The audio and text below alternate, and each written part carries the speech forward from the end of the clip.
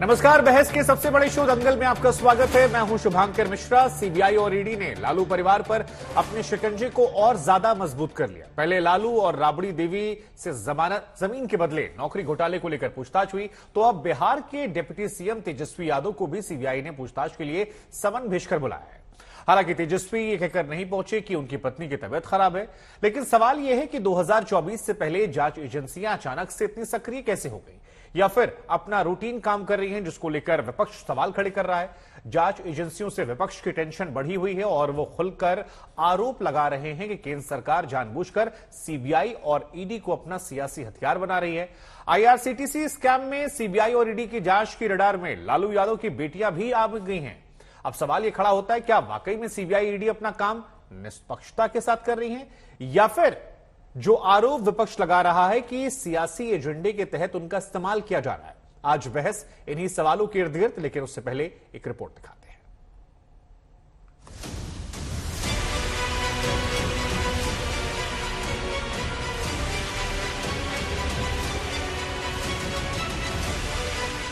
जमीन के बदले नौकरी घोटाले का जाल ऐसा कि लालू परिवार का एक एक सदस्य इसकी जद में आ रहा है। लालू और राबड़ी देवी के बाद अब तेजस्वी यादव पर भी जांच एजेंसियों का शिकंजा कसता जा रहा है। पहले ईडी ने लालू की 3 बेटियों के साथ साथ दिल्ली स्थित तेजस्वी यादव के आवास पर छापेमारी की और फिर सीबीआई ने तेजस्वी को पूछताछ के लिए समन थमा दिया। सीबीआई पहले ही इस केस में लालू यादव और राबड़ी देवी से घंटों की पूछताछ कर चुकी है। ऐसे में सवाल उठ रहा है कि क्या तेजस्वी के खिलाफ सीबीआई ने पर्याप्त सबूत जुटा लिया, तेजस्वी यादव पर भी एक्शन लेने का सबूत जुटा लिया। तेजस्वी का नाम कभी भी लैंड फॉर जॉब में था ही नहीं, और जिस समय का ये मामला है, मैंने तेजस्वी ने भी कहा है कि हमारी मूछ भी उस समय नहीं आई थी।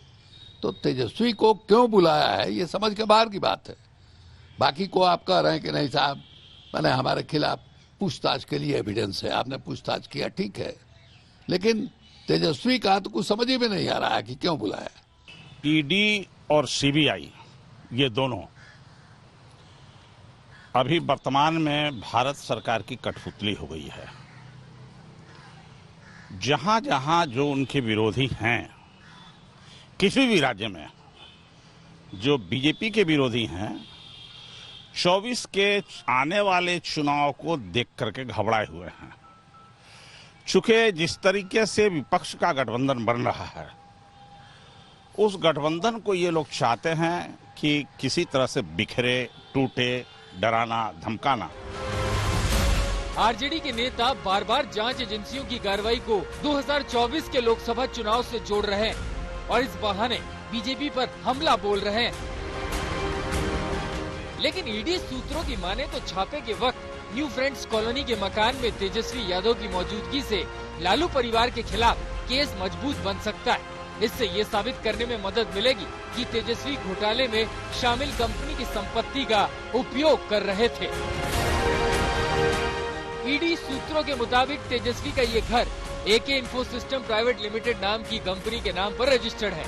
आरोप है कि रेलवे में नौकरी पाने वाले एक शख्स ने इस कंपनी को 9,527 वर्ग फीट जमीन महज 10,83,000 रुपए में दे दी थी। आरोपों के मुताबिक राबड़ी देवी 2014 से इस कंपनी की निदेशक है। जाहिर है बिहार के डिप्टी सीएम तेजस्वी के खिलाफ अब मुसीबत का पिटारा खुलने वाला है। जांच एजेंसियों के एक्शन के बीच लालू परिवार पर बढ़ती कार्रवाई पर सियासत गरमा रही है। आरजेडी की सहयोगी पार्टियां भी बीजेपी को निशाना बना रही है। हम आपको बता दिए 17 में हुआ था, फिर क्या हुआ? अब 5 साल के बाद फिर हो रहा है और सब कुछ हो गया था, क्या हुआ? अब काहे नहीं उस समय हुआ था? केसीआर की बेटी कविता को क्या बोले, एक आदमी का नाम ले लेंगे तो बिना मतलब बेचारे फिर कई चीज बोलते रहेंगे। अब हम हमारे लिए उचित नहीं है हम उनका नाम ले लें कि उन्हीं से जरा पूछिए कि क्या बात हुई थी, लेकिन हम नाम ले लेंगे बेचारे का, तो ऐसे ही पीछे किए हुए रोज बोलना पड़ता है ना, उन लोगों को रोज बोलना पड़ता है। जहाँ जहाँ भारतीय जनता पार्टी कमजोर है, वहाँ वहाँ विपक्ष के नेताओं पे इस प्रकार से हमले किए जा रहे हैं। तो भारतीय जनता पार्टी की बी टीम अब ईडी, आईटी, सीबीआई, डीआरआई ये सब हो गया। उधर बीजेपी जांच एजेंसियों के दुरुपयोग के आरोप को पूरी तरह से गलत बता रही है। पूरे लालू परिवार के कई सदस्यों को इस घोटाले में घिरा बता रही है। बार अगर मुकदमा दर्ज हो गया और प्रमाण है, सीबीआई ने तो अपनी चार्जशीट के अंदर एक एक प्रमाण दिया है कि किस व्यक्ति को कहां नौकरी लगी और कितने कट्ठा जमीन उन्होंने लिखवाई। पटना शहर में 1 लाख स्क्वायर फीट से ज्यादा जमीन इन लोगों ने औने पौने दाम पर लिखवा लिया। अब मैं तो जानना चाहता हूं ललन जी और नीतीश कुमार से, ये हृदयानंद चौधरी कौन है जो रेलवे में राजेंद्र नगर कॉम्प्लेक्स में 4th ग्रेड की एम्प्लॉय थी, जिन्होंने 60 लाख की अपनी जमीन और हेमा यादव और राबड़ी देवी को गिफ्ट कर दिया और बाद में उस जमीन को इन लोगों ने एके इंफो सिस्टम को बेच दिया। तो यानी तिकड़म का और जालसाजी का जो भी तरीका हो सकता है, उन सारे तरीकों का इस्तेमाल लालू यादव उनके पूरे परिवार ने किया। 15 मार्च को लालू राबड़ी समेत तमाम आरोपियों की कोर्ट के सामने पेशी और इस पेशी से पहले ईडी सीबीआई की कार्रवाई आरजेडी की टेंशन बढ़ाने वाली है। घोटाले के आरोपों में फंसे लालू परिवार की मुश्किलें बढ़ाने वाली है। पटना से चंद्रभूषण और रोहित कुमार सिंह के साथ दिल्ली से हिमांशु मिश्रा, आज तक। तो ये पूरी रिपोर्ट हमने आपको दिखाई ताकि आप ये समझ सकें कि ये पूरा मामला क्या है और इसी पर हमारे साथ कई खास मेहमान जुड़ रहे हैं। हमारे साथ संजय टाइगर जी जुड़ रहे हैं, बीजेपी के स्पोक्सपर्सन हैं बिहार के। अजय उपाध्याय जी मेरे साथ स्टूडियो में हैं, कांग्रेस पार्टी का पक्ष रखेंगे। अख्तरुल इस्लाम शाहीन साहब हैं जो एमएलए हैं, स्पोक्सपर्सन है आरजेडी के, आपका भी स्वागत है। अभिषेक झा जी हमारे साथ हैं, जेडीयू के स्पोक्सपर्सन हैं।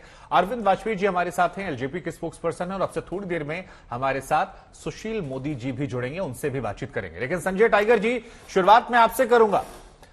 पानी सिर के ऊपर चला गया है, आप लोगों ने गर्भवती महिला बहनों को भी नहीं छोड़ा, 14 घंटे से परेशान कर रखा है। ये सब कुछ इसलिए क्योंकि विपक्ष से वो हैं, ऐसे आरोप लगाए गए हैं मल्लिका अर्जुन खड़गे साहब की तरफ से, और यही आरोप कमोवेश हर कोई लगा रहा है। देखिए, जैसी करनी वैसी भरनी। आप अपराध करेंगे, भ्रष्टाचार करेंगे तो कानून एजेंसियां जांच करेंगी, अपना काम करेंगी। आखिर ये जांच एजेंसियां क्यों बनी थी? भ्रष्टाचार का जांच करने के लिए, अपराध का जांच करने के लिए। आप जब आरोपों के घेरे में हैं, आपके विरुद्ध जांच हो रही है, तो आप कभी कहते हैं कि मौसम अनुकूल नहीं है, उस मौसम में जांच होनी चाहिए। कभी कहते हैं पार्लियामेंट का सत्र चल रहा है तब क्यों जांच हो रहा है, कभी विधानसभा का सत्र चल रहा है, कभी अमुक राज्य में चुनाव है तब क्यों जांच हो रही है। आपसे पूछकर जांच होगी क्या? जांच एजेंसियां जब उचित समझेगी जांच करेंगे। ठीक है, बढ़िया बात आपने कही, प्रक्रिया है, बढ़िया बात आपने कही कि भाई जांच होती है। सही बात है, जांच एजेंसी बनी तो जांच करेगी, पूछ के थोड़ी ना करेगी। लेकिन अगर केवल विपक्ष पे करेगी और विपक्ष वाले कहेंगे कि जो बीजेपी के पास चले जाएंगे उन पर नहीं करेगी, तो फिर तो सवाल खड़ा होगा। आपको नाम गिना दे रहा हूं मैं जो विपक्ष वाले कह रहे हैं नारायण राणे पे मामला आया, बंद हो गया। शुभेंदु अधिकारी के मामले पर कोई अता पता नहीं। हेमंत बिश्व शर्मा का नाम वो लेते हैं, भावना गविल का नाम लेते हैं, और ऐसे बहुत सारे, येदियुरप्पा जी से लेकर बहुतेरे नाम हैं। वो कहते हैं जिस कर्नाटक में ईडी को जाना था वहां से रास्ता बिहार मोड़ दिया गया, दिल्ली मोड़ दिया गया। तो फिर एक तरफा कार्रवाई को लेकर तो सवाल खड़े होंगे ना सर कि अगर यहां पर एजेंसियां काम कर रही हैं तो बाकी जगह क्यों नहीं कर रही हैं? ये कोई सर्वदलीय कमेटी नहीं बनी है कि सारे दल के सदस्य उसमें सहभागी रहेंगे और सबकी उसमें भागीदारी होगी। अरे जो भ्रष्टाचार करेगा उनके खिलाफ आरोप होगा। केरल में तो कम्युनिस्ट पार्टी के अरसे से सरकार है, तो केरल के मुख्यमंत्री जांच के घेरे में तो नहीं है, वो मेरे साथ तो नहीं है। नवीन पटनायक हमारे साथ तो नहीं है। क्या नवीन पटनायक के विरुद्ध जांच हो रही है? देखिए, जो गड़बड़ी करेगा उसके विरुद्ध जांच होगी। और मैंने कभी नहीं सुना है या देखा है कि जो आरोपी होता है वो ये कहता है कि हमने अपराध किया है। जब साक्ष्य सबूत जुटा दिए जाते हैं, आरोपियों का आमना सामना होता है, तब कबूलनामा सामने आता है। तो मतलब आप ये कह रहे हैं कोई अपराधी अपराध कबूल नहीं आप ये कह रहे हैं कि दिल्ली से लेकर बिहार तक अपराध कबूल करेंगे, साक्ष्य सबूत जुटा रही है। ठीक बात है। तो आपकी बात से 2 सार निकले मेरे पास, उसके बाद मैं बाकी लोग के पास जाऊंगा। एक, एजेंसियां जो हैं वो कोई सरदल कमेटी नहीं है, जहां उनको जांच करना हो करेंगे। अब ये इत्तेफाक हो सकता है खाली विपक्ष पर जांच हो रही है। और दूसरा, दिल्ली से लेकर यानी सिसोदिया जी से लेकर लालू जी के परिवार तक जो अलग अलग जगहों पर जांच हो रही है, ये इसलिए हो रही है क्योंकि गलत काम किए। यही 2 बातें हैं जी। बिल्कुल। देखिए, मैं पूछता हूं कि आज जो लोग सीबीआई पर सवाल खड़ा कर रहे हैं, लालू जी का चारा मामला में जेल जाना, न हमारी केंद्र में सरकार थी न राज्य में सरकार थी, और जांच के लिए कौन गया था अदालत? यही शिवानंद तिवारी जी जो राष्ट्रीय जनता दल के उपाध्यक्ष हैं, यही ललन सिंह जो जदयू के राष्ट्रीय अध्यक्ष हैं। इन लोगों ने कोर्ट में अर्जी लगाई थी कि सीबीआई जांच हो, जांच हुई, लालू जी जेल गए। उस समय हमारी हुकूमत तो नहीं थी। तो आप जब जांच एजेंसियों पर विश्वास नहीं करते तो दोहरी बात क्यों करते हैं? बिहार में सृजन मामले में तेजस्वी यादव ने चिघाड़ कर कहा था कि सीबीआई जांच हो, और नीतीश कुमार ने जांच का आदेश दिया।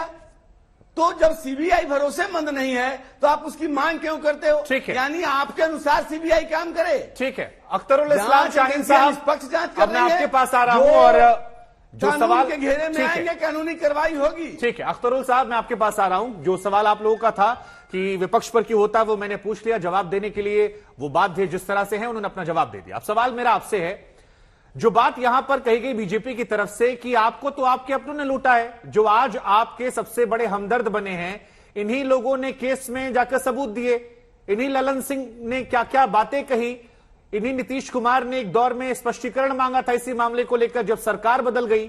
तो आपके ऊपर यह मामला तो जेडीयू की तरफ से आया है, अब वो मामला बढ़ रहा है तो शिकायत क्यों? और दूसरा जो आरोप आप लोग पर लग रहा है वो ये कि आप लोग गरीब गुरबा के नाम पर लाखों करोड़ों की संपत्ति छाप कर बैठे हुए हैं, और अब उस पर जांच हो रही है तो आप लोग गरीब गुरबा की दुहाई दे रहे हैं, जबकि सच ये है कि गरीब परिवार में आप लोग भी थे इमरजेंसी तक, और आज पूरे परिवार के पास यह आरोप लगते हैं कि 50 पीढ़ी तक की संपत्ति हो गई है।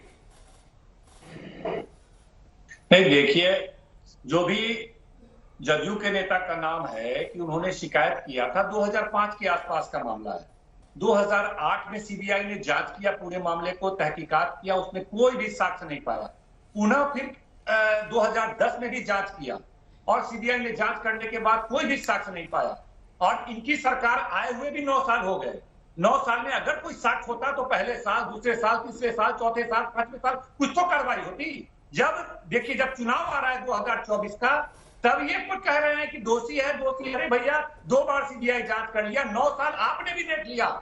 बात समझिए, गलती हमसे कहां हुई है? गलती ये हुई है कि बिहार में सबसे बड़ी पार्टी जनता ने हमको बना दिया है, यह सब गलती हुई है। 2020 के चुनाव में ग्रांड अलायंस था, जदयू, भाजपा, तमाम दल एक थे, और राष्ट्रीय जनता दल गठबंधन। अरे अख्तरुल साहब, यही जेडीयू की तरफ से शिकायत हुई, इसके बाद चारा घोटाला में दोषी हो गए, वहां सजा करार दे दी गई, और आज भी जो मामला आया है, लालू यादव करीबी के ठिकानों पर रेड में 53 लाख रुपए कैश, यहां पर डॉलर में पैसा मिला, 540 ग्राम सोना, 1.5 किलो सोने के आभूषण जब्त किए गए। तो ये सारी चीज तो निकल कर आ रही है। 53 लाख रुपए कैश छोटा मोटा अमाउंट तो होता नहीं सर।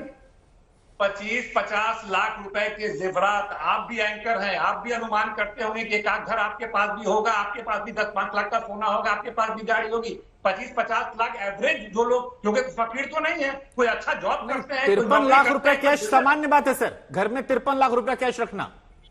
वो तो जवाब देते हैं ना, इनकम टैक्स रिटर्न देते हैं, क्या देते हैं, नहीं देते हैं। 25-50 लाख रुपया देश का करोड़ों लोगों के पास। नहीं, बिल्कुल सही बात है, 25-50 लाख रुपए सही बात है, आपने भी बनाया होगा, हम लोग भी मेहनत कर रहे हैं, हर आदमी कर रहा है। लेकिन फिर जो सवाल आप पर आरोप लगता है वो ये कि नहीं, बिल्कुल ठीक बात है, सैलरी करोड़ के ऊपर होगा। नहीं, आपका भी सैलरी करोड़, 2 करोड़ रुपया आपका भी सालाना अरे सैलरी ज्यादा होगा।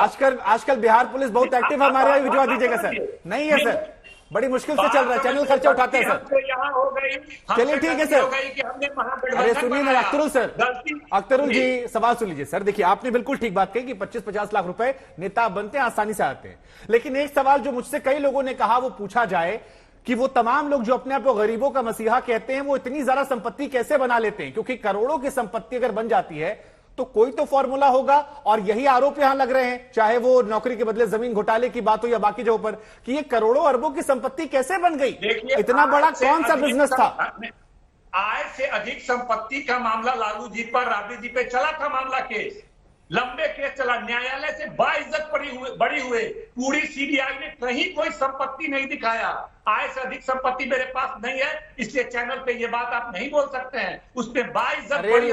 नौकरी के बदले जमीन घोटाले में क्या कहा गया कि हमने आपको नौकरी दी और 1 लाख स्क्वायर फीट की जमीन जो थी वो ले ली, तो वो भी तो संपत्ति आ रही है ना सर, वही तो आरोप लगा रहे हैं। वो कह रहे हैं नीतीश जी, ललन सिंह जो कह रहे थे पहले कि डॉक्यूमेंट दिए गए, सुशील जी कह रहे हैं ललन सिंह ने डॉक्यूमेंट दिया उस बात को लेकर, सारे साक्ष्य दिए, सीबीआई ने चार्जशीट में डाला। हम हमारे नेता आदरणीय लालू प्रसाद जी पर आय से अधिक संपत्ति का केस चला, 5 साल 7 साल 8 साल चला।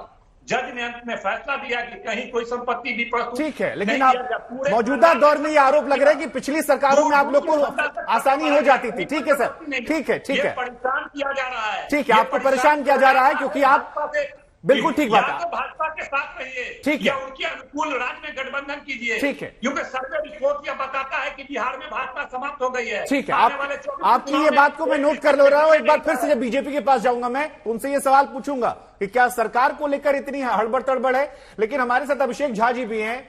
अभिषेक जी, बड़ी हैरानी होती है क्योंकि बीजेपी भी बार बार ये कह रही है कि साहब सबूत तो सारे आप ही लोगों ने दिए थे उस दौर में। आज जो जेडीयू के नेता हैं वही बड़ी बड़ी बातें करते थे। अभी 2020-21 का बयान है कि तेजस्वी जी को घोषित करना चाहिए कितने लोग का जमीन हड़प के उन्होंने संपत्ति अर्जित की है। ऐसे बहुत सारे बयान आप बोलेंगे, मैं प्ले भी कर दूंगा। तो ये जो बदलाव हुआ है ये क्यों हुआ है? इसी मामले को लेकर आप लोगों ने क्लैरिफिकेशन मांगा था, जिसके बाद सरकार से अलग हो गए। तो नीतीश कुमार जी बदल गए हैं या सरकार में सत्ता चलाने की मजबूरी ऐसी है कि अब बदले बदले आप लोग नजर आ रहे हैं? नहीं, हम लोग कहीं से भी नहीं बदले हैं और ये भ्रामक बातें भाजपा के द्वारा ही फैलाई हुई चीज है। समझना ये जरूरी है कि नीतीश कुमार जी ने जिस मसले को लेकर एक्सप्लेनेशन मांगा था, सीबीआई लंबे समय से जांच कर रही है। जिस केस के विषय में हम लोग चर्चा कर रहे हैं 2008 का केस बताया जाता है। इतने वर्ष बीत चुके हैं, तब तक भी कार्रवाई के नाम पर सिर्फ छापे और पूछताछ की हो रही है, कोई तथ्य कोई साक्ष्य सामने नहीं। मैं अभिषेक जी आपको आपके पार्टी के अध्यक्ष ललन सिंह उनका बयान कोट करके सुना दे रहा हूं। ललन सिंह ने 5 अक्टूबर 2017 को कहा कि अगर 2008 में इस मामले की निष्पक्ष जांच कराई गई होती तो यह कार्रवाई उस वक्त हो जाती, लेकिन अब सीबीआई निष्पक्ष जांच की तरफ बढ़ रही है। इस मामले में पुख्ता सबूत है, कागजात है। इस बयान को लेकर मैं सवाल पूछूंगा, लेकिन फिलहाल एक बड़ी खबर आ रही है। नौकरी घोटाले में 24 जगहों पर छापेमारी हो रही है। यह बड़ी जानकारी निकलकर सामने आई है। आपको बता दें, इस वक्त ये बड़ी खबर निकलकर सामने आई है और नौकरी घोटाले में 24 जगहों पर छापेमारी हो रही है। और खबर अब देखिए आ गई है, 1 करोड़ रुपया कैश मिला है। यह ईडी की तरफ से बताया गया है कि 540 ग्राम सोना, सोने के 1.5 किलो के आभूषण और 1 करोड़ रुपया कैश। अब यह भी अगर छोटी मोटी रकम है तो फिर समझना हमारे लिए जरूरी होगा, क्योंकि बिहार अभी भी पिछड़े राज्यों में आता है और वहां के अगर गरीब गुरबों की सरकार में 1 करोड़ रुपए से ऊपर कैश मिलता है तो फिर इसको लेकर सवाल जवाब होंगे। इधर 1900 अमेरिकी डॉलर जो है वो भी जब्त किए गए। अभिषेक जी, पहला तो रिएक्शन यही दे दीजिए कि ये 1 करोड़ रुपया कैश जो है ये सामान्य बात आपको लग रही है या थोड़ा सा हतप्रभ करने वाली है? और दूसरा, ललन सिंह का बयान मैंने कोट किया, उस बयान से इतर अब वो कह रहे हैं कि केवल सरकार चल रही है जेडीयू के साथ, इस वजह से कार्रवाई हो रही है। आप हमारे राष्ट्रीय अध्यक्ष ललन जी के आज के ट्वीट को भी तो देख लीजिए। आज भी उन्होंने साफ तौर पर बताया है कि इतने वर्ष बीत गए और उस वक्त आपने आरोप लगाया, छापे पड़े, जांच हो रही थी, सामने कुछ भी नहीं आया। आरोप तो कोई भी किसी पर लगा सकता है, शुभांकर जी, लेकिन तथ्य सामने आने चाहिए। तथ्य तो सामने आए नहीं। और 1 करोड़ रुपए की आप बात कर रहे हैं, बेशक हम जैसे सामान्य लोगों के लिए 1 करोड़ रुपए की राशि बहुत बड़ी राशि होती है, लेकिन जिनके यहाँ छापे पड़े हैं, जिन व्यक्तियों के यहाँ, जिनको करीबी बताया जा रहा है, उनका प्रोफाइल क्या है? हो सकता है वो बड़े बिजनेसमैन हो। नहीं तो जेडीयू सब पे आरोप लगाएगी सर। जेडीयू जब बीजेपी के साथ रहेगी तो कहेगी मनमोहन सिंह ने निष्पक्ष जांच नहीं करवाई। ये खबर का आर्टिकल में खोले बैठा हूं, आज तक पे खबर छपी है। उन्होंने कहा कि मनमोहन सिंह ने रेलवे टेंडर मामले में निष्पक्ष जांच नहीं करवाई, मनमोहन सिंह पर आरोप था। और अब वो कह रहे हैं कि 2 तोते उनके पास हैं तो बीजेपी पर आरोप लगा रहे हैं। तो आप लोग जिसके साथ होते हैं उसके खिलाफ बोलते हैं। तोता नहीं, तोता और मैना कौन बोलते थे ये देश की जनता अच्छे से जानती है। जब ये लोग विपक्ष में थे, शब्दावली छोड़िए, मैं क्रेडिबिलिटी की बात कर रहा हूं। आपने पहले मनमोहन सिंह पर आरोप लगाया, आज केंद्र की मोदी सरकार पर, दोनों में एक तो गलत होगा। केंद्र की, अच्छा एक बात बताइए शुभांकर जी, मैं अपनी बात को कंप्लीट कर देता हूं। साफ तौर सी बात है कि बड़ा हसीन इत्तेफाक है, बड़े हसीन से ख्याल बताए भाजपा के साथी प्रवक्ता ने, और ये लोग इतने बेचैन होकर बयान देते हैं, ऐसा लगता है जैसे ईडी, सीबीआई, आईटी के प्रवक्ता यही लोग बैठे हुए हैं। ऐसा क्या हसीन इत्तेफाक है कि पूरे देश में सिर्फ आप विपक्ष के नेताओं के यहाँ ही रेड पड़ रही है और आपके यहाँ सब लोग दूध के धुले हैं? ऐसा क्या खास है? आपने कई लोगों के नाम गिनाए शुभांकर जी, मैं आपको निष्पक्ष पत्रकार के रूप में समझता, जानता और मानता हूं। आपने इतने लोगों के नाम बताए जिनके ऊपर कार्रवाई चल रही थी या जांच चल रही थी। ये सभी के सभी लोग जब भाजपा में शामिल हो जाते हैं तो ये सब के सब इनके सारे। अभिषेक झा जी देखिए, आप मेरी तारीफ करके मेरे सवाल से नहीं बच पाएंगे सर। मैंने बीजेपी सवाल पूछा, मुझे जवाब नहीं मिला। मुझे अभिषेक झा जी से जानना है कि ललन सिंह ने मनमोहन सिंह को लेकर कहा वो गलत था या जो आज वो कह रहे हैं वो गलत था। आप जवाब नहीं देना चाहें, आपका अधिकार है। मैं अगले मेहमान के पास बढ़ जाऊंगा। नहीं, मैं साफ तौर पर आपको बता रहा हूं। तब भी देखिए, हम लोगों की मंशा क्या हो, एक आम नागरिक या एक पॉलिटिकल पार्टी के मेंबर होने के नाते जब हम शुचिता की बात करते हैं राजनीति में, तब हमारी इच्छा यही होती है कि जांच एजेंसियां निष्पक्ष होकर जांच करें। कोई गलत करे, आप करें, मैं करूं, कोई करे, कितने बड़े पद पर बैठा व्यक्ति क्यों ना हो, चीजें सामने चली आए। लेकिन सोचने की बात यह है कि मनमोहन जी की सरकार जब थी तब भी इतना वक्त लग रहा था सीबीआई को तथ्यों तक पहुंचने में, और आज जब इतने वर्ष बीत चुके हैं, भाजपा का शासन है, आपकी ठीक है, आपकी मजबूरी मैं समझ रहा हूं। मेरे साथ अजय जी भी हैं। अजय जी, कांग्रेस को लेकर भी इन्होंने शारों में जिक्र कर दिया और मुझे अखिलेश यादव का एक बयान सामने आया मन में कि बीजेपी कुछ अलग नहीं कर रही है, वही कर रही है जो कांग्रेस ने सिखाया था, जो कांग्रेस सिखा कर गई थी। तब भी आप लोग सीबीआई ईडी के नाम पर डराते थे और उसी परिपाटी को बीजेपी ने आगे बढ़ा दिया है। ये अखिलेश यादव का स्टेटमेंट है इस पूरे मामले को लेकर। तो सवाल फिर ये है कि आप कैसे अलग हैं और आपको कैसे अधिकार है, क्योंकि सत्ता पर रहते यही काम तो आप भी करते थे। देखिए शुभंकर जी, आपने देखा होगा कांग्रेस की सरकार जब भी काम की है तो वो बदले के भाव से नहीं, अपराधी को अपराधी समझकर या अपराध के मामले में अपना पराया कभी नहीं समझी। लेकिन आजकल बड़ा सुप्रसिद्ध प्रधानमंत्री जी की एक सफल योजना चल रही है और उनका मैं चर्चा जरूर आपके इस चैनल के माध्यम से करूंगा। पहली जो इनकी योजना है वो है पाप धो योजना। आ मुकुल जा मुकुल, आ जीत जा जीत, आ शुभेंदु आ राणे, और सबके पाप धो जाते हैं।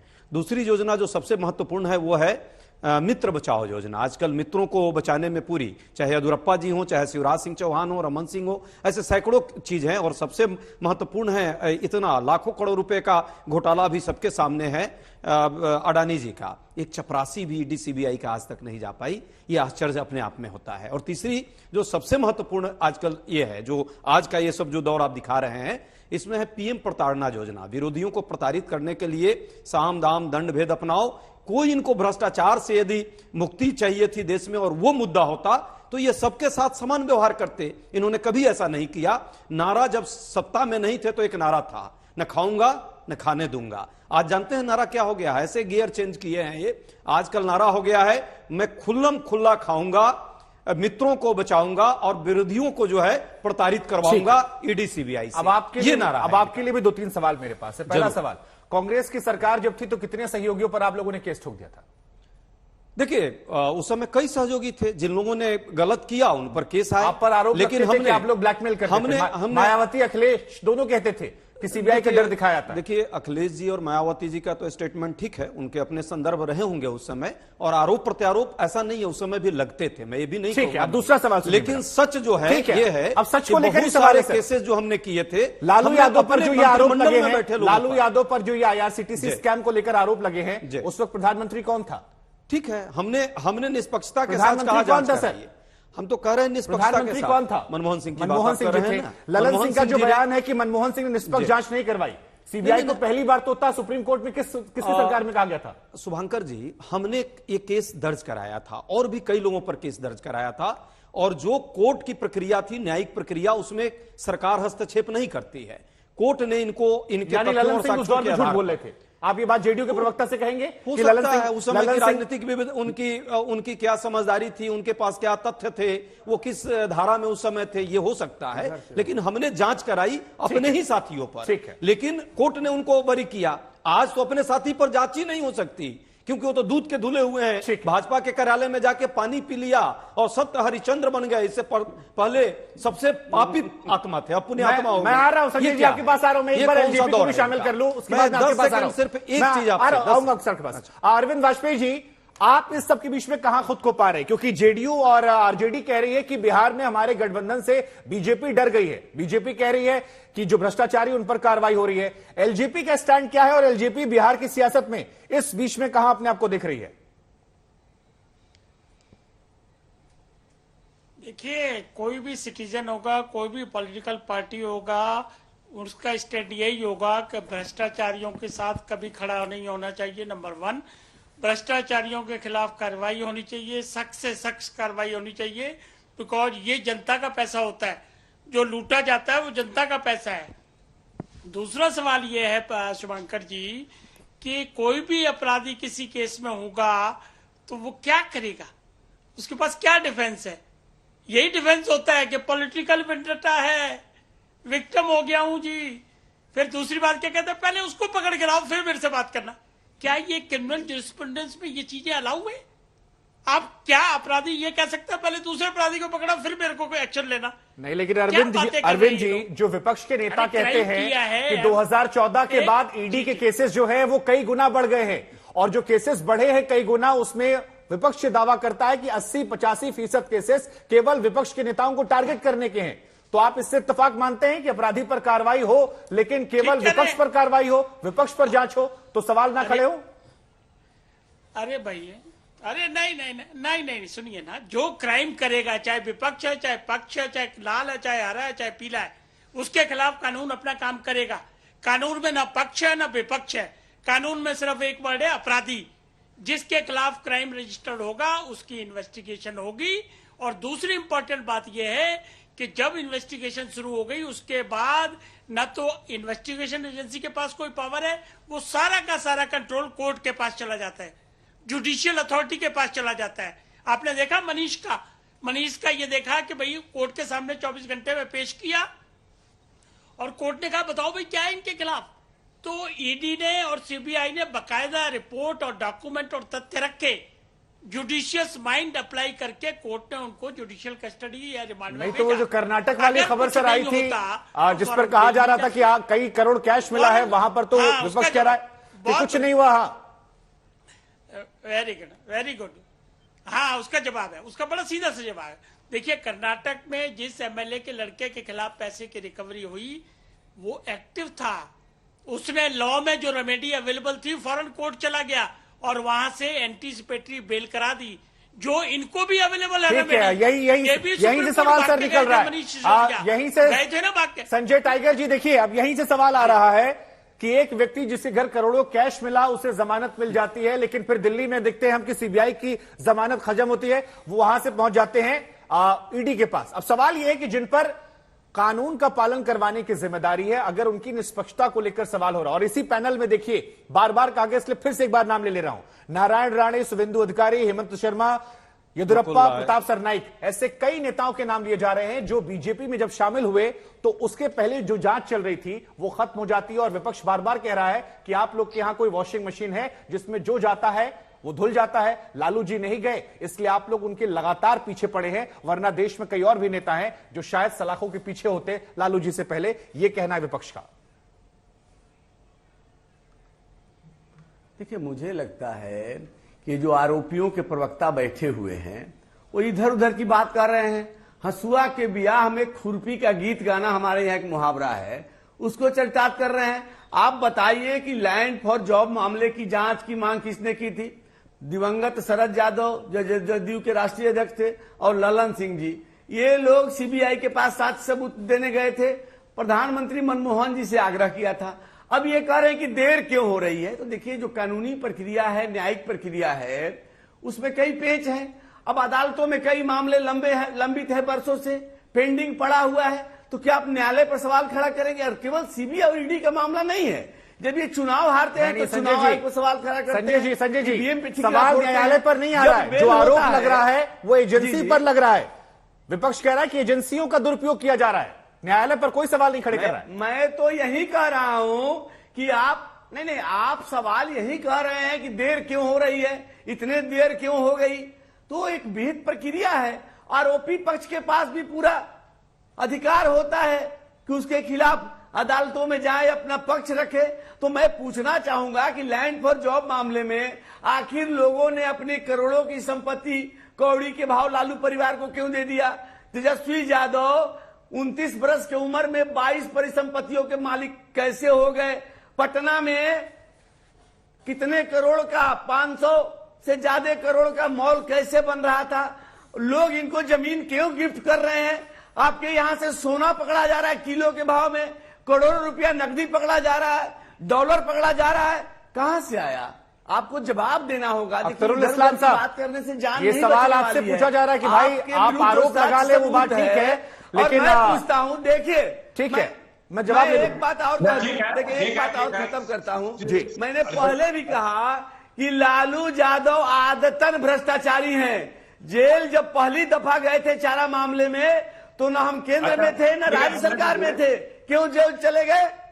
ठीक है अख्तरुल तो साहब, आज आप हमारी कई सारे सवाल आपके लिए, तो हम पे सवाल उठा रहे हैं अपने दामन में। तो ठीक है अख्तरुल जी, पहला सवाल तो यही है कि लालू जी जब पहली बार जेल गए थे तब बीजेपी कह रही है हम सरकार में नहीं थे, और अब तो प्रत्यक्ष नजर आ रहा है करोड़ों रुपए मिल रहे हैं। वो कह रहे हैं पटना में संपत्तियां हैं, मॉल का जिक्र कर रहे हैं वो कह रहे हैं कि इतनी अकूत संपत्ति तो आप लोगों ने छाप ली है, इसीलिए आप लोग जेल जा रहे हैं, या उस तरह से एजेंसियां कार्रवाई कर रही हैं। इसे दुर्भावना का नाम मत दीजिए, ये कुकर्मों का फल है, ये बीजेपी कह रही है।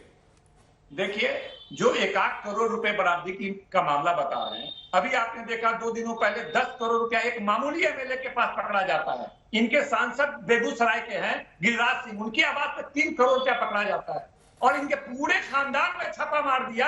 किसी एक कोई व्यवसायी है उसके यहाँ 1 करोड़ रुपया मिल गया, आधा किलो सोना मिल गया, उसके लिए हाय तौबा मचा रहे हैं। इनके सांसद के यहाँ 3 करोड़ रुपया मिला, इनके विधायक के यहाँ 10 करोड़ रुपया मिला। देखिए, असल बात क्या है कि पूरे देश के भ्रष्टाचारी के सरगना प्रधानमंत्री बन गए हैं। जितने भी देश के भ्रष्टाचार का आरोप भाजपा ने लगाया, जिसपे भी लगाया, सब आज प्रधानमंत्री के दोस्त हैं। चाहे येदियुरप्पा हो, सबसे भ्रष्टाचारी यही कहते थे प्रधानमंत्री के दोस्त हैं। मुकुल राय हैं, शुभेंदु अधिकारी हैं, शर्मा जी हैं। जितना नाम अख्तरुल साहब आप गिना रहे हैं, इसको मैं 2 बार गिना चुका हूं शो पे सर, और मैं फिर आपसे पूछ रहा हूं कि एक तरफ गलत को आप अपने गलत से जस्टिफाई नहीं कर सकते हैं। वो सवाल मैंने बीजेपी से पूछ लिया और 2 बार पूछा सर, इसी कार्यक्रम में 2 बार पूछ लिया, लेकिन इसका मतलब ये नहीं कि अपने सवाल से आप बच जाएंगे। आप लालू यादव जी को भी सजा हुई है, चुनाव लड़ने पर रोक लगी, तो ये सारी बातें भी तो आई हैं। तो वो कह रहे हैं कि जो पहले से मामले हैं जिसके सबूत दिए गए हैं, आप उस पर जवाब क्यों नहीं दे रहे हैं? आप बीजेपी पर आरोप लगाइए, लेकिन अपने सवालों के जवाब भी दे जाइए।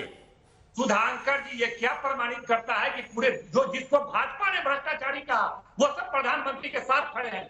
हम 20 नाम गिना देंगे जो बड़े बड़े 1-1 लाख करोड़ का जिससे आरोप है अजीत पवार पर, तमाम लोग आज मोदी जी के साथ खड़े हैं, पूरे देश के भ्रष्टाचारी। कैसे ये जवाब देंगे? कोई जवाब है इनके पास? भाजपा ने ही सबको कहा है भ्रष्टाचारी है, तमाम लोग का लिस्ट गिना देंगे। 20 ऐसे लोग हैं इस देश में जिसके साथ प्रधानमंत्री के साथ आज वो लोग खड़े हैं। वो चाहते हैं विपक्ष के लोग भी इनके साथ खड़े हो जाए, इनके कदम में कदम मिला के चले, इनके आदेशानुसार करें, हम गठबंधन ना करें, हम चुनाव ना लड़ें, इनको ठीक है आपकी ये पॉइंट में एक बार संजय जी फिर आपके पास आ रहा हूं मैं। आप पर मुख्य आरोप यही लग रहा है विपक्ष की तरफ से कि आप चाहते हैं कि विपक्ष का जो भी नेता मजबूत हो रहा है उसे कमजोर कर दिया जाए, और बीते कुछ समय में आप लोगों की सक्रियता इसी बात को लेकर आरोप लग रहे हैं। चाहे दिल्ली की बात हो, वहां भी आरोप लगा रहे हैं कि सिसोदिया को आप लोग लेना चाहते थे, बिहार में भी नीतीश जी कह रहे हैं, तेजस्वी जी कह रहे हैं सरकार अस्थिर कर जाते हैं। तो क्या 24 को लेकर आप लोग डर गए, इस वजह से ऐसा हो रहा है? देखिए, ये राष्ट्रीय जनता दल के प्रवक्ता जोर जोर से बोल रहे हैं कि हमसे घबराए हुए हैं। तो मैं शुभांकर जी आपको बता दूं, मैं आपको अख्तरुल साहब एक बार बात सुन लेते हैं। कार्यक्रम का नाम केवल दंगल है, यहां दंगल नहीं करते हम, कार्यक्रम का नाम केवल दंगल है सर, बात अपनी बारी बारी में रखेंगे। जी संजय जी। देखिए, राष्ट्रीय जनता दल के प्रवक्ता जोर जोर से बोल रहे हैं कि हमारी ताकत से घबरा गए हैं। मुझे तो हंसी आती है कि जिस पार्टी का लोकसभा के अंदर एक भी मेंबर नहीं है उससे घबरा कौन रहा है भाई? दुनिया और देश की सबसे बड़ी पार्टी जो पूर्ण बहुमत की सरकार बनाकर दिल्ली में बैठी हुई है, और हम इनसे घबराए हुए हैं। पहली बात तो ये, और आप ये जो लचर तर्क दे रहे हैं, आप अगर ट्रेन में यात्रा करेंगे विदाउट टिकट पकड़े जाएंगे, ये तर्क दे रहे हैं कि कल बहुत लोग विदाउट टिकट गए थे। अरे आप तो टिकट दिखलाइए, और नहीं तो फाइन भरिए, नहीं तो जेल जाइए। उसकी जो प्रक्रिया है उसके तहत आप पर कार्रवाई होगी। आप अपने को बेगुनाह साबित करिए, आप जांच के घेरे में हैं। आप बताइए जमीन कहां से आया, मकान कहां से आया, सोना कहां से आया? आप बताइए कि सोना कहां से आया, ये संपत्तियां कहां से आई? लालू जी तो कहते थे कि चपरासी का भाई हूं, चपरासी के भाई के पास कहा कि भाई से अधिक संपत्ति का सवाल पूछा जाए कि चपरासी के भाई के पास भैंस चराने वाला जो अपने को कहता था, उसके पास अकूत धन संपदा कहां से आई? ठीक है संजय जी अब जवाब लेता हूं मैं। संजय जी आपने थोक के भाव सवाल पूछ लिया, अब जवाब ले लेता हूं सर मैं। अख्तरुल साहब देखिए, वही सवाल जो मैंने आपसे पूछा था वही वो पूछ रहे हैं, और उसको उन्होंने अपने अंदाज में पूछा है कि ये संपत्तियां जो आई हैं उससे आप कैसे जस्टिफाई करेंगे, और दूसरा सवाल कि किसी ने गलत किया उससे यह साबित नहीं होता कि आपने गलत नहीं किया। आप अपने गलत का जवाब दीजिए कि ये सारे मामले जो आए जहां सीबीआई चार्जशीट में सबूत का जिक्र कर रही है वो कैसे है और इससे कैसे बचेंगे। और एक आरोप और भी लगाया सुशील मोदी ने, कहा कि लालू यादव की बेटियों को लेकर जो इमोशनल कार्ड खेला जा रहा है वो इसलिए है क्योंकि लालू यादव ने अपनी बेटियों को फंसाया है अलग अलग कंपनीज में बड़े बड़े पदों को देकर। देखिए, कौन नहीं जान रहा है कि लालू जी किस गंभीर बीमारी से अभी बच करके आए हैं, क्रिटिकल पोजीशन में हैं। उनकी बहू तेजस्वी जी की पत्नी वो इमोशनल कार्ड, उनके छोटे छोटे बच्चों को बीमारी से जांच एजेंसी का कोई लेना देना नहीं है। ये डराक झुकाना चाहते हैं, किसी भी हाल में भाजपा के सामने झुको, हमसे या तो गठबंधन करो, नहीं तो नीतीश कुमार से गठबंधन तोड़ो, जदयू से गठबंधन तोड़ो, हमको बिहार में स्पेस दो, हमको। अरे आपको तो हम चिमटा से छूना भी पसंद नहीं करेंगे, आपको हम चिमटा से भी नहीं छुएंगे, भ्रम निकाल दीजिए। और आपको अगर लगता कि मेरे पास आने से आप बच जाएंगे तो आप पहले आ गए होते। ये गलत तर्क मान दीजिए, आप ये बताइए ना, ये संपत्ति कहां से आई है? जब लालू जी कहते थे कि मैं चपरासी का भाई हूं, मैं चपरासी का भाई हूं, भैंस चराता था, तो एक चरवाहा के पास, भैंस चराने वाले के पास, चपरासी के भाई के पास, उनके परिजनों के पास ये खुद धन संपदा कहां से आई? इसका जवाब दीजिए। चाय बेचने वाला प्लेन से घूम रहा है गाड़ी। जवाब दीजिए, जवाब दीजिए। आप बीमार हैं, लाचार हैं, ये इससे सहानुभूति नहीं मिलने वाली है। कानून एजेंसी आप पर रहम नहीं करने वाली है, वो जांच करेंगी, साक्ष्य सबूत आपके खिलाफ है, कार्रवाई होगी। जो करना है कर लो आप, सत्ता के लिए जो दुरुपयोग करना और जेल की सजा काट रहे हैं, बेल पर हैं, तो ये न्यायालय ने ना आपको सजा ठीक है, ठीक है। आप दोनों ने अपने तर्क रख दिया, बाकी मेहमानों को भी शामिल करते हैं। ठीक है, न्यायालय ने सजा दिया है। ठीक है, अख्तरुल जी और संजय टाइगर जी, आप दोनों ने अपनी अपनी बात रखी, अब आप दोनों थोड़ा ठहर जाइए। ठीक है सर, आप दोनों को हमने काफी समय दिया, कुछ लड़ाई अपने अपने सोशल मीडिया के लिए बचा लीजिए या टीवी बाइट्स के लिए, अब डिबेट में बाकी लोगों को भी शामिल करते हैं। ठीक है, मैं पीसीआर से भी रिक्वेस्ट करूंगा कि दोनों की वॉल्यूम थोड़ी सी की जाए, क्योंकि काफी समय इन दोनों को हमने दे दिया है। ठीक है, अजय उपाध्याय जी, हम आपके पास आएंगे। ये इमोशनल कार्ड वाला तर्क कहां तक जायज है कि देखिए वो बीमार हैं क्योंकि लालू जी जमानत पर भी हैं, अब सेहत के हालत को देखकर जमानत दी गई, तो ये जो बीजेपी कह रही है कि एजेंसियों में इमोशनल कार्ड नहीं चलता, आप मानते हैं? क्योंकि ये भी सच है कि इस देश में लाखों लोग ऐसे होंगे जो शायद सजा याफ्ता होंगे बीमारी के चलते या परेशान होंगे। हालांकि ये भी सच है कि राजनेता अपने आप को भगत सिंह बताते हैं और बाद में पत्नियों की तबीयत, दिल्ली में भी बीजेपी आरोप लगा रही है, यहां पर ही मामला आ रहा है, तो ये कहां तक जायज है इमोशनल कार्ड जिसका जिक्र करे बीजेपी? देखिए शुभंकर जी, आज जो कार्रवाई हो रही है और जिस तरह की कार्रवाई लगातार भाजपा के द्वारा कहीं ना कहीं राजनीतिक प्रतिद्वंदिता के चलते हो रही है, वैमनस्यता के चलते हो रही है, इसमें यह बात आती है कि जिस तरह स्वास्थ्य उनका खराब है, लालू जी का, कुछ भी हो सकता है। ऐसी परिस्थिति में 2 दिन 4 दिन 5 दिन आगे पीछे भी चल सकता था, और कोई ऐसा नहीं है, इतने वर्षों से आप जब रोक के रखे थे इस केस को, तो 2-4 दिन बाद भी आप कर सकते थे, थोड़ा स्वास्थ्य उनका ठीक हो जाता। तो वो कोई भाग तो नहीं रहे हैं देश छोड़ के, देश में है और तबीयत निश्चित तौर पर खराब है। लेकिन 2-3 बात जल्दी से दर्शक देख रहा होगा सर, वो ये सोच रहा होगा कि आम आदमी के मामले में ऐसा हो सकता है कि आम आदमी के मामले में भी होता है, रियायत मिलती है, और भाजपा के मामले में तो पूरी ही रियायत है। देखिए ना, कई सालों से इन लोगों के नेताओं के यहां कोई कार्रवाई जा रही है। एक चपरासी ईडी सीबीआई का जा रहा है, मैं तो बार बार पूछ रहा हूं, ईडी कहां है? येदियुरप्पा का केस क्यों कहां चला गया? कहां शुभेंदु अधिकारी का केस चला गया? अभी चुनाव हुआ है मेघालय में, जो अभी संगमा जी हैं, जो अभी शपथ ग्रहण लिए और प्रधानमंत्री जी जाके ऐसे भाषण दे रहे थे, चुनाव से 4 दिन पहले का वीडियो उठाइए, उसी संगमा को सबसे बड़ा भ्रष्टाचारी घोषित कर रहे थे। ये कैसा, ये टर्निंग पॉइंट कैसे है? अब आप बयान पर जाइए सर, मैं आपको 10 राज्य में उदाहरण दे दूंगा जहां कांग्रेस प्रधानमंत्री की भाषा, और वो भी चुनाव के वक्त अपने नेताओं की बयानबाजी की बात नहीं, नेताओं की बयानबाजी की क्रेडिबिलिटी कितनी है वो जनता जानती है। हाँ, इसका मतलब प्रधानमंत्री की क्रेडिबिलिटी। लेकिन मेरा सवाल आपसे ये है, मेरा सवाल फिर आपसे ये है, सियासी गियर कैसे चेंज करते हैं? नहीं, आप ठीक बोलिए, आप कह रहे होंगे, लेकिन यही सच है कि यही अखिलेश, यही मायावती जो आपके साथ आए, यही इनके साथ चुनाव लड़ा आपने, यही पहले आपको बोलते थे, आप लोगों ने तारीफ की, आज फिर आपके साथ वो खड़े नहीं हो रहे। तो राजनेताओं में चलता रहता है, लेकिन कई और मेहमान भी हमारे साथ उनके पास भी आता हूं मैं, और इसी बात को आगे बढ़ाते हैं। आप हमारे साथ एलजेपी के प्रवक्ता है, उनके पास ही को चलते हैं। सर जरा ये बताइए कि बिहार में जो ये चल रहा है पूरा मामला, इमोशनल कार्ड वाला की गर्भवती पत्नी या फिर बेटियों को नहीं छोड़ा गया। लालू जी ने कहा कि मैंने इमरजेंसी का दौर देखा, वहां पर भी ऐसा नहीं हुआ, या लालू जी कभी बीजेपी के साथ नहीं गए, जो उनके प्रवक्ता कह रहे हैं, इस वजह से किया जा रहा है।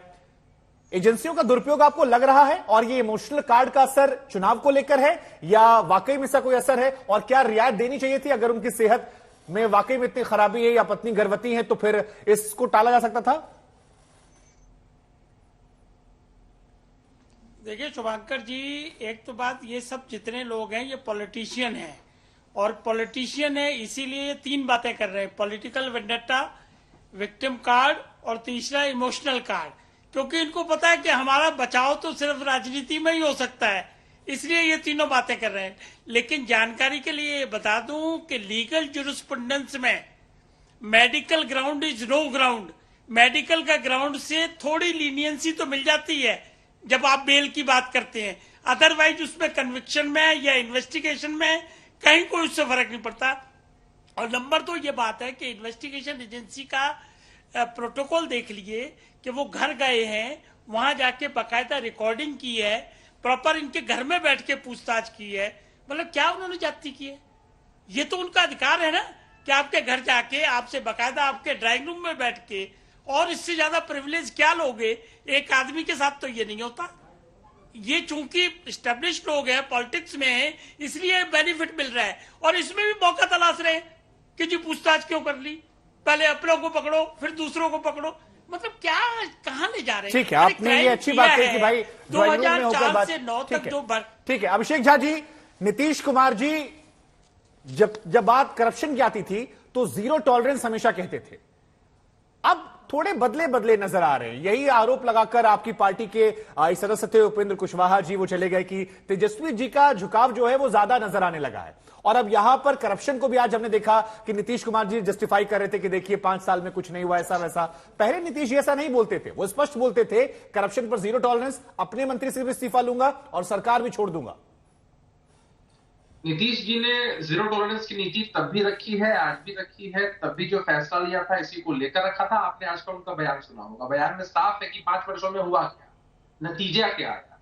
वो चेहरे के पीछे का चेहरा तुम्हारा, तुम्हें भी पता है, हमें भी पता है, और तेरी सियासत के जन्नत का असली नजारा तुम्हें भी पता है, हमें भी पता है। भाजपा के लोगों की नीति साफ है, जो उनके साथ है वो सबसे बेहतर है, जो उनके खिलाफ है हर हथकंडा अपनाओ ताकि उनको नीचा दिखाया जाए। ठीक है संजय टाइगर जी, समय का मैं आखिरी सवाल आपसे, गिरफ्तारी होगी या केवल माहौल बनेगा? क्योंकि माहौल तो बीते कई सालों में बना हुआ है, जांच कई बार चली है। देखिए इसके बारे में तो कानून, ये तो कानून एजेंसी से, जो जांच एजेंसी है, जो कानूनी संस्थाएं हैं, जो जांच एजेंसियां हैं, विपक्ष कह रही है आप ही करवा रहे सर, वो कानून एजेंसी आपकी है कि आपको पूछ के नहीं गई सबूत कि अरेस्ट करना है कि नहीं। नहीं, विपक्ष कह रहा है कि सर आप ही लोग कानून एजेंसी है, लगता है इसीलिए आपसे पूछ लिया जाए। भी कहा कि अरे भाई आप ठीक है सर, हमारी कोशिश है सवाल पूछने की, हमने कोशिश की इस पूरे मामले को समझा जाए कानून के पहलू पर, सियासत के पहलू पर और माहौल बनाने के पहलू पर भी। उम्मीद है दंगल का आपने लुत्फ उठाया होगा। आज तक HD सबसे तेज, सबसे ज्यादा।